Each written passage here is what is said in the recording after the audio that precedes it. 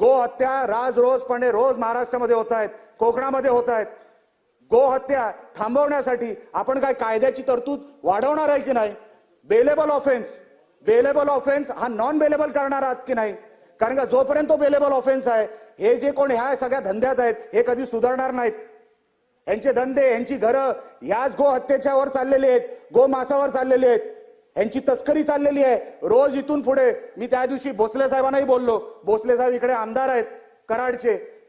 कोकणामध्ये जी तस्करी होते ती कराडमध्ये त्यांचे काय धंदे, त्यांचे काय कत्तलखाने आहेत, ते कधीतरी सरकारने उद्ध्वस्त करावेत. जोपर्यंत हे कत्तलखाने आपण उद्ध्वस्त करत नाही साहेब, अध्यक्ष महोदय, आपल्याला काय अधिकार बसतो? आपण हिंदुत्वच म्हणून सरकार म्हणतो, आपल्याला काय अधिकार बसतो सांगायचा?